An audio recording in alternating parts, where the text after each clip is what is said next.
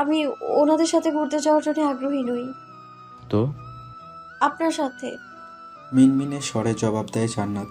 শুনে বাঁকা হাসল স্বামীর। অতঃপর হ্যাঁচকা টানে জান্নাতকে বুকের ওপর ফেলল। চোখ বড় বড় করে তাকিয়ে আছে জান্নাত স্বামীর মুখের দিকে। স্বামীর এতক্ষণে গম্ভীরতা সরিয়ে বলে, সেই জন্যই ওদের না করে দিয়েছি। আজ আমরা দুজন ঘুরবো শুধু। জান্নাত বিস্মিত হয়ে চেয়ে রয়।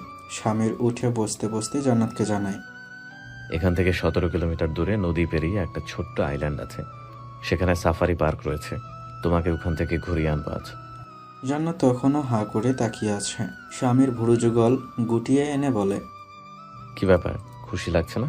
নাকি আমার বন্ধুরা না হলে তোমার চলবে না? জান্নাত সম্বিত ফিরে পেতেই মাথা নাড়ায় দ্রুত। লোকটাকে বোঝাতে চায় তার খুশি লাগছে, বরং একটু বেশি খুশি লাগছে। স্বামীর জান্নাতকে নিয়ে যখন আইল্যান্ডে পৌঁছায় তখন সূর্য অস্ত যাবে প্রায়। ওপার থেকে নৌকা করে নদী পেরিয়েছে তারা। নৌকায় তাদের মতো আরও বেশ কিছু পর্যটক রয়েছে। ছোটোখাটো নদীর পার হতে ওদের ৪৫ মিনিট লেগেছে। সেই দিন আইল্যান্ডে পৌঁছাতেই স্বামীর বুঝে যায় মারাত্মক একটা ভুল করেছে সে। আরও সময় হাতে নিয়ে এখানে আসা উচিত ছিল তাদের, এবং জায়গাটা গ্রুপ করে নিয়ে আসার মতো একটা জায়গা। এভাবে একা একা একটা মেয়েকে নিয়ে এই প্রত্যন্ত অঞ্চলে আসা উচিত হয়নি সন্ধ্যা লাগিয়ে। স্বামীর অবশ্য ফোনে বন্ধুদের ইনফর্ম করে দিয়েছে ওরা কোথায়। বন্ধুরা ভীষণ রাগারাগি করেছে এমন করায়। তানভীর এইমাত্র কল করে বলেছে, এমন স্বার্থপরের মতো একটা কাজ করলি, আমরাও যেতাম। স্বামীর সবাইকে সরি বলে কল কেটে আশেপাশে তাকায়। সন্ধ্যার পরে সাফারি পার্কে ঢুকে লাভ নেই কোনো। এখানে আসাটাই বৃথা হলো যখন ভাবল, তখন এক আগন্তুকের থেকে জানতে পারল এই গ্রামের আরও কিছু দক্ষিণে নদীর পাড়ে আদিবাসীদের মেলা হচ্ছে। স্বামীররা চাইলে সেখানে থেকে ঘুরে আসতে পারে। স্বামীর ভাবল যাওয়া যাক, একেবারে বৃথা হবে না তবে এখানে আসাটা। মেলার স্থানে পৌঁছাতে ওদের পায়ে হেঁটে 10 মিনিট লাগলো। নদীর পাড়ে আদিবাসী সম্প্রদায়ের লোকজন চরকি নাগরদোলা সাজিয়ে মেলা সাজিয়ে বসেছে। জান্নাতের ভালোই লাগছে জায়গাটা।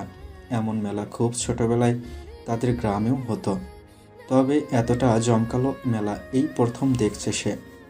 স্থানীয় লোকজনে গিজগিজ করছে, ঝুড়ি ভর্তি করে কত কি সাজিয়ে বসেছে আদিবাসী মেয়েদের দল। কিছু বাঙালি মেয়েও রয়েছে। জান্নাত ওদের স্টলগুলো দেখছে হাঁটতে হাঁটতে।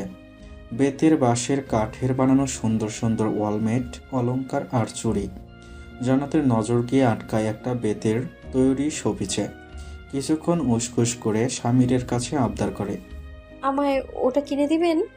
স্বামীর কিনে দিল, আর চোখে জান্নাতকে দেখল। কেমন সামান্য একটা শোপিস হাতে নিয়ে খুশি হয়েছে। এই মেয়েটা অল্পতেই খুশি হয়ে যায়। অন্য অন্য মেয়েদের মতো লোভ এবং চতুরতা তার বউয়ের মাঝে নেই। এটা স্বামীরকে মুগ্ধ করে বারবার। স্বামীর ওকে আরও কিছু ছোট ছোট শোপিস কিনে দেয়। সেগুলো একটা প্যাকেটে নিয়ে টাকা দিতেই জান্নাত চাপা স্বরে চেঁচিয়ে ওঠে। আচার? দূরের এক লোক হরেক পদের আচার বিক্রি করছিল। জান্নাতের মুখটা চকচক করছে সেসব দেখে। স্বামীর বলে, চেঁচাচ্ছ কেন? ধীরে বলো। জান্নাত মিয়ে গিয়ে বলে, আচার কিনে দিবেন? বাজে জিনিস, আনহাইজেনিক। অল্প? না। জান্নাত চুপচাপ হাঁটছে। স্বামীর কিছুটা সামনে গিয়ে আবারও ফিরে এসে বলে, অল্প, বেশি না কিন্তু। এসব করে বেশ সময় গড়িয়েছে। স্বামীর খেয়াল করেছে বেশ কুয়াশা জমেছে। জান্নাতের শীতের চাদর, তার জ্যাকেট কিছুই আনা হয়নি সাথে করে। এবার নদী পেরোতেই হবে। তবে নৌকা ঘাটে গিয়ে যা শুনল তাতে স্বামীরের মুখটা পুরো পাংশু বর্ণের হয়ে গেল। নৌকা এখন ছাড়বে না কেউ। স্বামীর হতবাক হয়ে কারণ জানতে চাইলে জানতে পারে জলদস্যুর প্রকোপ বেড়েছে। সন্ধ্যার পরে নৌকা নিয়ে নদীতে যাওয়া প্রশ্নই আসে না। 15 দিন হয় সন্ধ্যার পরে নৌকা চলাচল বন্ধ। জান্নাতুলকে নিয়ে স্বামীরের উৎকণ্ঠা বাড়ল। রাত বাড়ছে। যতই সুরক্ষিত আইল্যান্ড হোক, খারাপ মানুষ থাকবেই দুই একটা। জান্নাতুল তাকিয়ে আছে স্বামীর মুখের দিকে। এমন বিপদে পড়তে হবে জানলে সে ঘুরতেই আসতে চাইতো না। স্বামীর বন্ধুদের সাথে কথা বলে পরামর্শ নিয়ে হোমস্টের খোঁজে বেরিয়ে পড়ল। আজ তাদের সাথে কি হচ্ছে বুঝতেই পারছে না। মেজাজ খারাপ হচ্ছে। দুর্ভাগ্যবশত আইল্যান্ডের সবগুলো হোমস্ট ছিল বুক। স্বামীর আজ খুব বিপদে পড়েছে। ঘাবড়ে গিয়েছে সে। জান্নাত কাঁদো কাঁদো হয়ে বলল, এখন কি করব? ভাবছি তুমি গলার স্বর্ণের চেইন আর কানের দুল খুলে নাও। এসব খারাপ লোক দেখলে বিপদ। জান্নাত তাই করল। ঠিক সে সময় তাদের বিপদ থেকে উদ্ধার করলো একজন মাঝি। বাড়ি যাওয়ার পথে স্বামীরকে বলল, সাহেব, আপনারা চাইলে আজ রাতটা বিদুষী কল্যাণ আশ্রমে উঠতে পারেন। ওনারা ঘর ভাড়া দেয়। আশ্রম? সেটা কেমন? অবাক হয়ে জানতে চাইল স্বামীর। মহিলাদের আশ্রম সাহেব, এখানকার স্কুলের হেড ম্যাডাম পরিচালনা করে। কোনো চিন্তা নেই, নিশ্চিন্তে বৌমাকে নিয়ে উঠতে পারেন। ওরা টাকার জন্য ওদের বাইরের ঘর দুটো ভাড়া দেয় পর্যটকদের। স্বামীর কিছুক্ষণ ভাবল। এটাই আপাতত তার ঠিক মনে হলো। এই মুহূর্তে এটাই সেফ। যেহেতু জান্নাতুল আসের সাথে, লোকটাকে স্বামীর 200 টাকা দিয়ে বলল। আমাদের ওখানে নিয়ে যান। মাঝি লোকটা খুশি খুশি স্বামীদের আশ্রমে নিয়ে দাঁড় করিয়ে দিল। গেটে দাঁড়িয়ে মাঝি হাঁক ছাড়তেই ওপাশ থেকে এক বৃদ্ধা ভদ্রমহিলা বলে, কে? আমি মোজাম্মেল মাঝির মাস্টার আপা। দুজন লোক আসছে, ঘর ভাড়া চায়। মহিলা আছে? জি, জামাই বউ তারা। খানিক বাদে ভদ্রমহিলা গেটের দরজা খুলে দিলেন। ভদ্রমহিলার আনুমানিক বয়স 60 হবে। চশমার নিচ থেকে ক্লান্ত দুটি চোখ স্বামীর আর জান্নাতকে দেখছে। স্বামী তাড়াহুড়ো লাগিয়ে বলে ওঠে, শুনেছি আপনারা ঘর ভাড়া দেন। আসলে আমার ওয়াইফ নিয়ে আইল্যান্ডে আটকা পড়েছি। এমার্জেন্সি একটা ঘর দরকার আজ রাতের জন্য। এর জন্য আপনাকে ডাবল টাকা দিতে পারি। ভদ্রমহিলা কিছুক্ষণ তাকিয়ে থেকে হেসে ফেললেন। বুঝছি, তোমাদের অনেক টাকা। এসো, ভিতরে এসো। বৃহৎ এরিয়া নিয়ে আশ্রমটি। বাউন্ডারির ভেতর খুকরির মতো অসংখ্য ছোট বড় ঘর। মাঝখানে বিশাল বড় মাঠ। মাঠে 10-12 জন মেয়ে লাইটের আলোয় বেদ দিয়ে কিছুটা বুনছে। বিভিন্ন বয়সী মেয়ে। সবার চোখে মুখে ক্লান্তি আর হতাশার ভাব স্পষ্ট। স্বামীদের যে ঘরটিতে থাকতে দেয়া হয়েছে সেটি খুব সুন্দর করে সাজিয়ে রাখা। কক্ষ সংলগ্ন একটি কলঘর রয়েছে। ভেতরে ঢুকে বসতেই মাস্টার আপা এসে বললেন, মাফ করবেন, তোমাদের মতো মন মতো কিছু খাওয়াতে পারিনি। ভাত সবজি দিয়ে ছোট মাছের চচ্চড়ি আর ডাল, এই সামান্য আপ্যায়ন গ্রহণ করবেন। স্বামীর ভদ্রতার সহিত বলল, অসুবিধা নেই, চালিয়ে নিব। আন্টি, আপনাদের টাকা এখন দিতে হবে? বিকাশ নাম্বার দিলে ভালো হতো। সকালে দিলেই হবে, খাবার পাঠিয়ে দিয়েছি। খেয়ে তোমরা দরজা লাগিয়ে বিশ্রাম করো। ভদ্রমহিলা বেরিয়ে যাওয়ার পরে স্বামী দরজা লাগায়। জান্নাত বলে, অনেক মেয়ে। হ্যাঁ, আশ্রম তো। এরা বিধবা, এতিম অথবা স্বামী পরিত্যক্তা। জানালা খুলে দিয়ে জান্নাত জানালা দিয়ে উকি দিয়ে দেখছে মেয়েগুলোকে। গায়ে মলিন কাপড়। ভীষণ পরিশ্রমী সবাই। খানিক বাদে দরজার কড়া নাড়ে একজন। দরজা খুলুন, খাবার নিয়ে এসেছি। দরজা খুলে দিতেই খাবারের ট্রে হাতে ঢুকলো এক অল্প বয়সী মেয়ে। জান্নাতের বয়সী, তবে বয়সের উজ্জ্বলতা শরীরে নেই। স্বামীর খাবারটা নিয়ে ধন্যবাদ দিতেই মেয়েটি চলে যায়। খেয়ে দিয়ে দ্রুত শুয়ে পড়লেও ওদের দুজনের চোখে ঘুম নেই। বাইরে শব্দ হচ্ছিল। জান্নাত উঠে স্বামীর দিকে তাকায়। স্বামীর উঠে গায়ে শার্ট চাপিয়ে দরজা খুলতেই দেখে মেয়েগুলো তখনও কাজ করছিল। ঘড়িতে সময় দেখলো স্বামীর, রাত 11টার বেশি। এরা এই সময়েও এভাবে পরিশ্রম করছে দেখে অবাক সে। দরজা খুলে সামনে এগিয়ে যায়। জান্নাতও মাথায় ঘোমটা টেনে বাইরে বেরোয়। অদূরেই একটা খুপরির বারান্দায় বসে উলের সুতা দিয়ে এমব্রয়ডারির কাজ করছিল মাস্টার আপা। স্বামীর কৌতূহলী হয়ে জানতে চাইল, আপনারা ঘুমান না? এরা এখনো কাজ করে কেন? হাসলো মাস্টার আপা। তোমরা ঘুমাওনি? স্বামীর আর জান্নাত এগিয়ে গেল। ভদ্রমহিলা দুটো বেতের চেয়ার ওদের দিকেই এগিয়ে দিয়ে বলল, বসো। ওরা বসতেই মাস্টার আপা বলতে লাগলেন, ওরা তো ওভারটাইম করে। ওভারটাইম? জি, ওদের খরচ ওরাই বহন করে। এই আশ্রমে বেতের তৈরি জিনিসপত্র, শাড়ি তৈরি করে ওরা। সরকার তো যৎসামান্য দেয়, তাতে হয় না। তাই বলে রাতেও কাজ করবে? অবাক হয়ে জানতে চায় স্বামীর। জান্নাত উঠে ঘুরে ঘুরে মেয়েদের কাজ দেখছে। একজন হেসে জান্নাতকে বসতে দিল পাশে। নাম জানতে চাইল। মাস্টার আপা স্বামীরকে বলতে লাগলেন, সবসময় ওভারটাইম করে না, ওদের সামনে বিরাট একটা খরচা আছে, বই কিনতে হবে। তাই টাকাটা ওঠাতে 10 দিন কাজ করছে। বই কেন?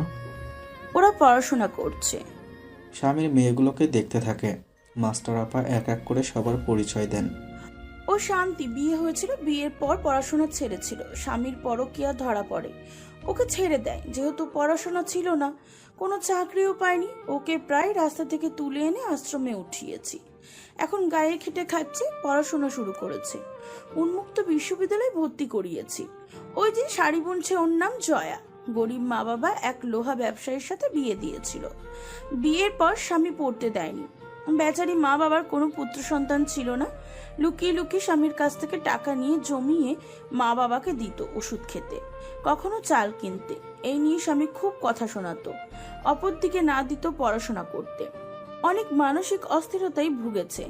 বাপ মা মারা গেল, স্বামীও হঠাৎ মারা গেল, বেচারি পড়লো রাস্তায়। তারপর এখানে এলো। ওর নাম ছোমা, রুবি, মিথিলা, করিমা। ওদের গল্পও এমন। এখানে যতগুলো মেয়ে দেখছো ওভারটাইম করছে, ওদের জীবনে সবারই গল্প এমন। আগে পড়াশোনা করতে পারেনি অথবা গুরুত্ব বোঝেনি, এখন জীবনের তাগিদে শিখতে হচ্ছে। স্বামীর চুপচাপ মেয়েগুলোকেই দেখে। ধীরে ধীরে দৃষ্টি ঘুরিয়ে জান্নাতকে দেখে। জান্নাত তার দিকেই তাকিয়ে আছে। স্বামীর দৃষ্টি ফিরিয়ে নেয়। মাস্টার আপা স্বামীরকে বলে, তোমার বইয়ের বয়স খুবই অল্প, পড়াশোনা করছে। স্বামীর প্রসঙ্গটা সম্পূর্ণ এড়িয়ে গিয়ে বলে, এরা আর কি করে? শাড়ি বোনে, ওদের হাতের শাড়ির কত চাহিদা জানো? নাম বলবো না, তবে দেশের নাম করা একটা ব্র্যান্ডের শাড়ি কিন্তু ওদের হাতের বোনা। তারা নিজেদের নামে চালিয়ে দিচ্ছে, বিনিময়ে ওদের দ্বিগুণ দেয়। স্বামী সব শুনছিল মন দিয়ে। মাস্টার আপা এক এক করে সব মেয়েদের জীবনের গল্প শোনায়।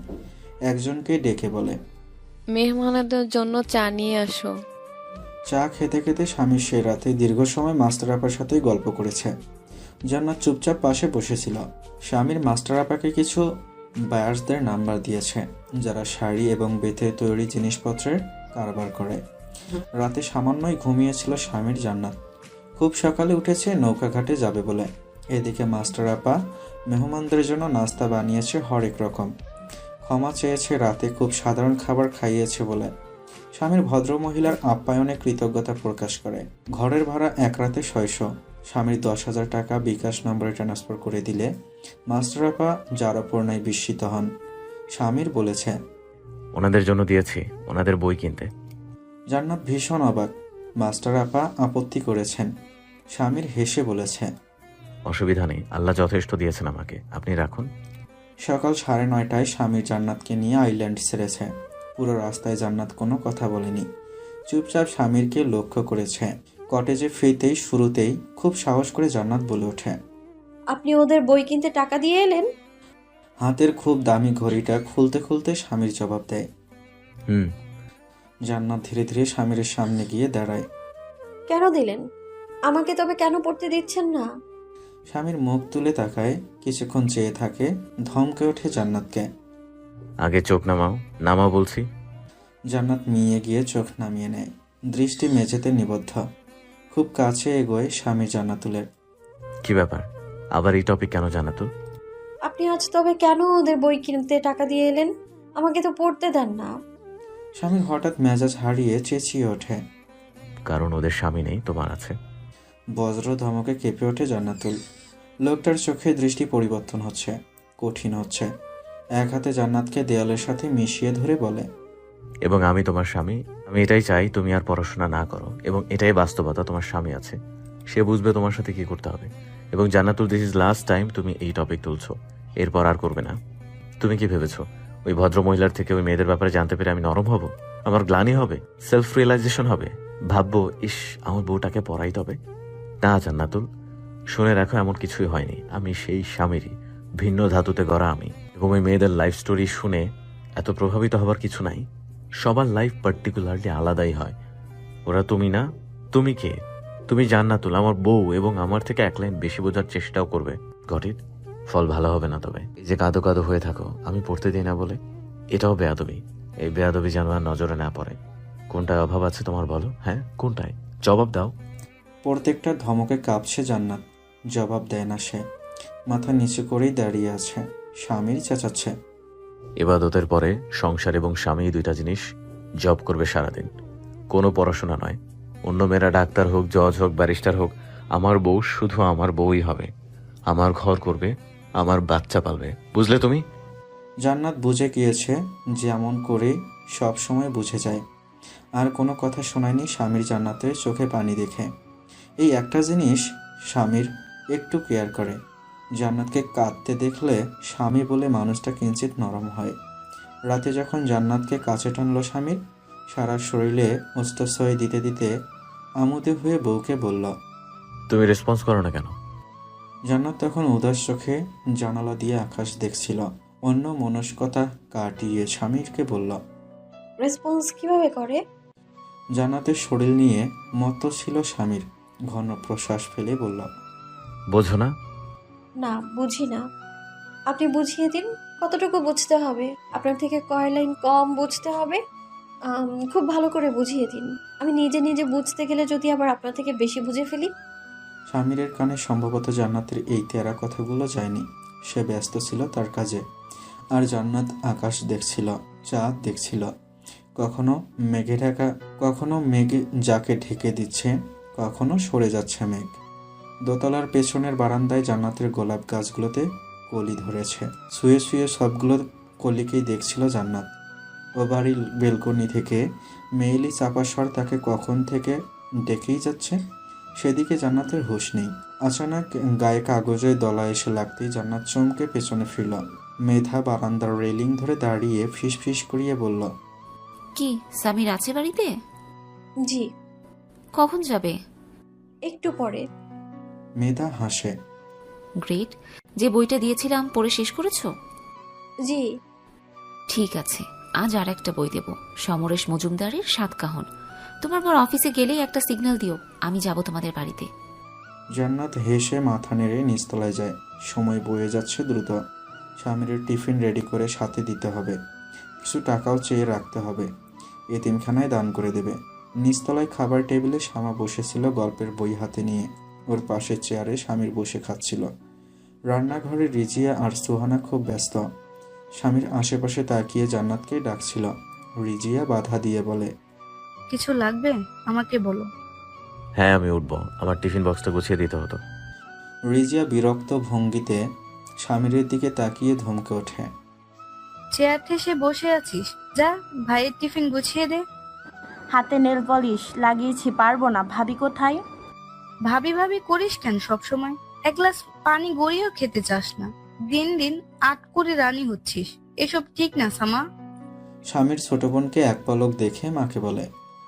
আহা, এত কথা শোনাচ্ছ কেন? ছোট মানুষ, ওকে এখনই একেবারে করিতকর্ম হয়ে যাবে নাকি? কথাটার জবাব সোহানা তৎক্ষণাৎ দিল হাসতে হাসতে। জান্নাতুল ওরই বয়সী ভাইয়া, অথচ সে তোমার সংসার করছে। একটু থেমে সোহানা আবারও বলল।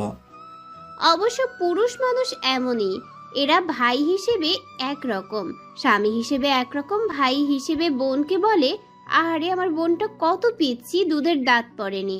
আর স্বামী হিসেবে বউকে বলে এইটুকু বলছো না, কচি খোকি নাকি।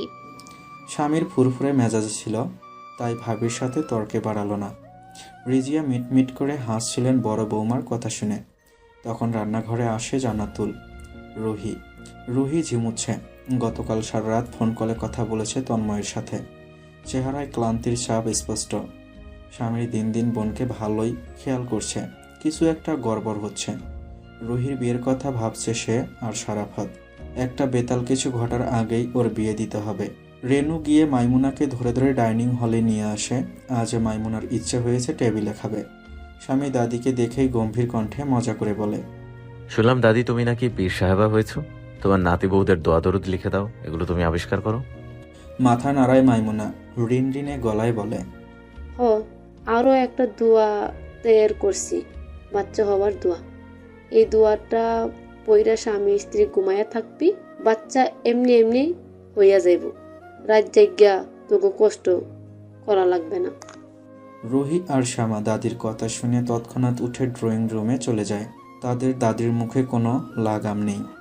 রিজিয়াও শাশুড়ির কথায় হতভম্ব এবং লজ্জিত হয়ে আটামাখা হাত না ধুয়ে সারাফাতকে খাওয়ানোর জন্য ডাকতে চলে যায়।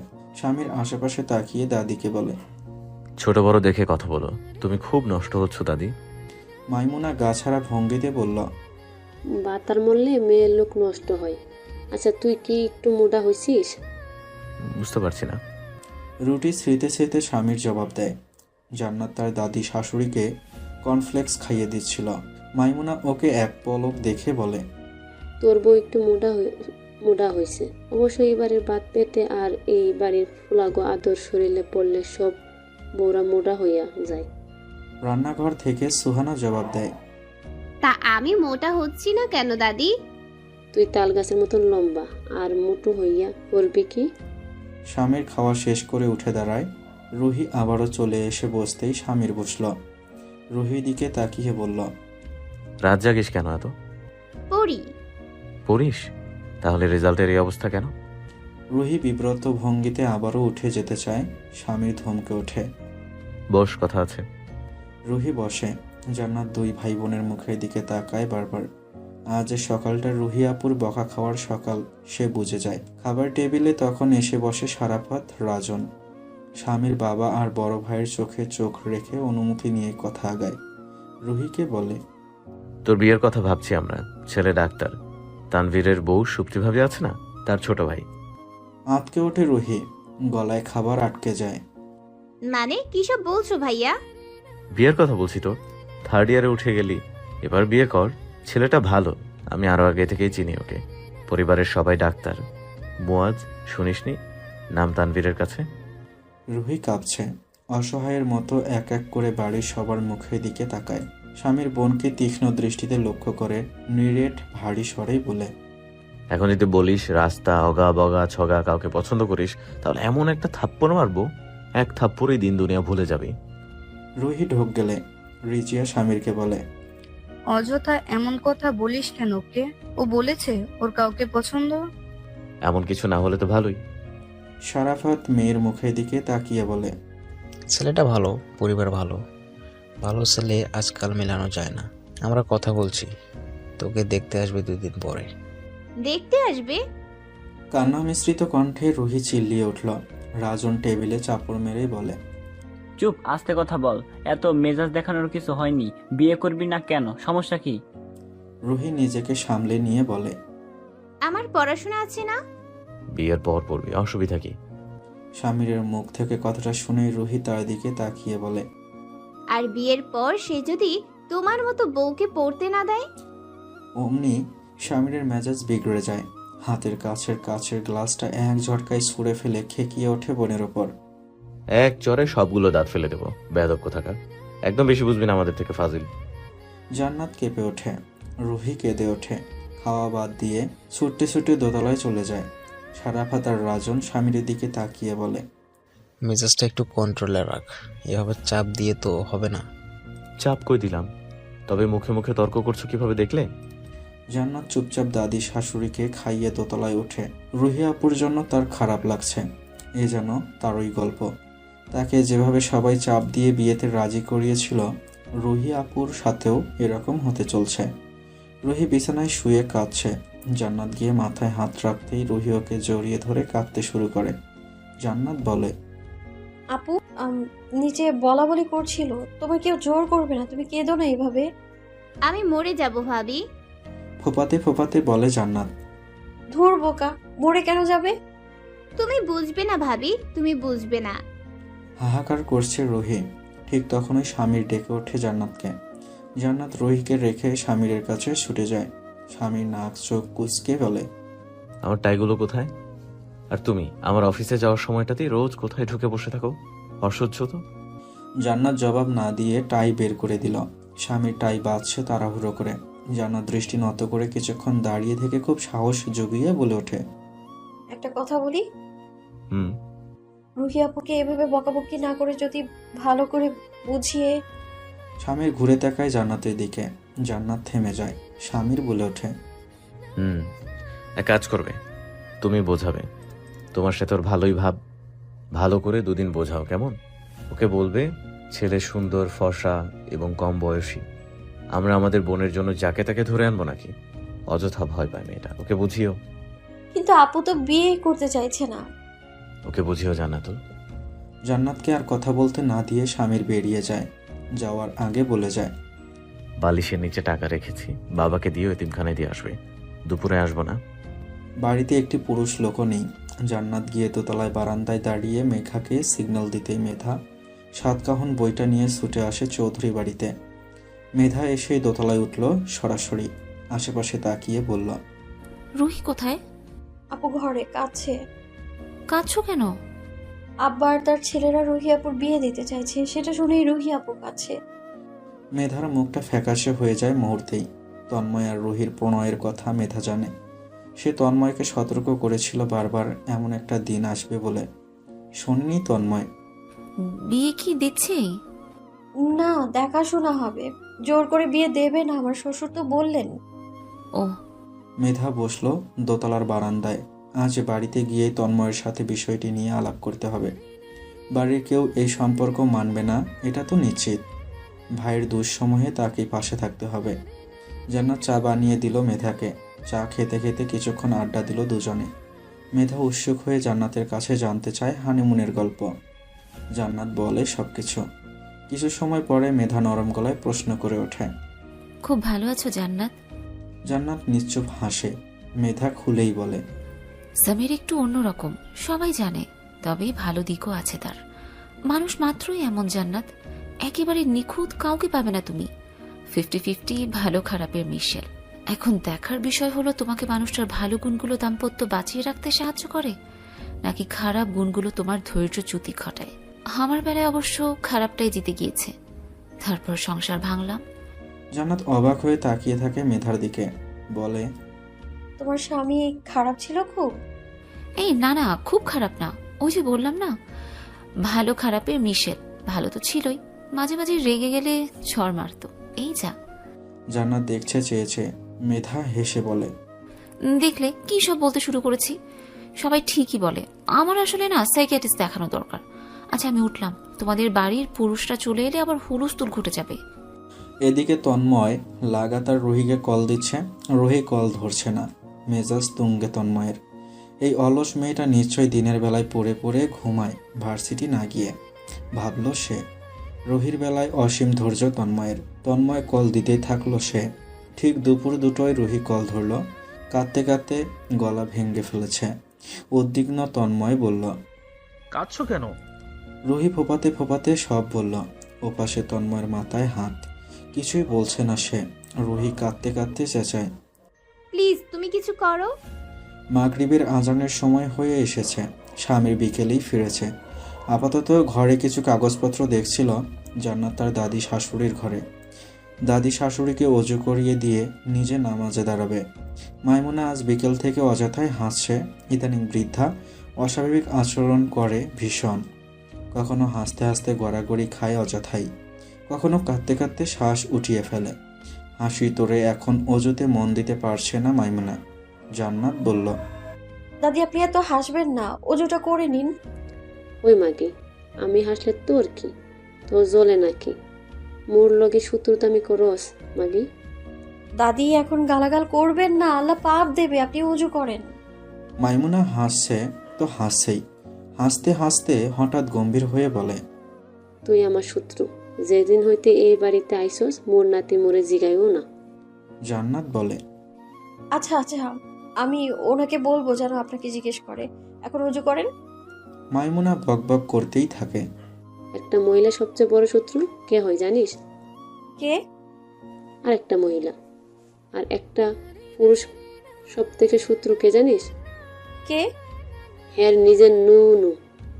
বলেই অট্টহাসিতে ফেটে পড়ে মাইমুনা। হতভম্ব জান্নাত।